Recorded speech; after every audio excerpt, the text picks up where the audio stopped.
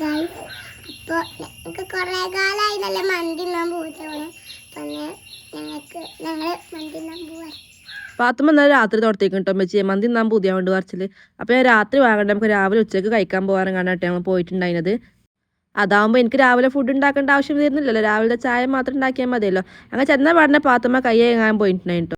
പിന്നെ സബൂറായിട്ടുള്ള കാത്തിരിക്കലായിരുന്നു കേട്ടോ. കാത്തിരിക്കലിനിടയിൽ അവൾ ഡാൻസ് ഒക്കെ കളിക്കുന്നുണ്ട്. അവൾക്ക് ഭയങ്കര സന്തോഷമാണ് കേട്ടോ. എന്താണെന്നറിയില്ല, അന്ന് ഭയങ്കര സന്തോഷത്തിലാണ് കേട്ടോ. അപ്പൊക്ക് സാലഡ് വന്നിട്ടുണ്ടായിട്ടോ. പിന്നെ അത് തിന്നിരിക്കുന്നു കേട്ടോ. ഹണി അൽഫാമും നോർമൽ പീസായിട്ട് ഞാൻ വാങ്ങിച്ചിട്ടുണ്ടായിരുന്നു. പാത്തുമ്മക്ക് നോർമലാട്ടോ ഇഷ്ടം, മറ്റേത് എരിവുണ്ടാകുമ്പോൾ അങ്ങനെ അവൾ കഴിക്കൂല കേട്ടോ.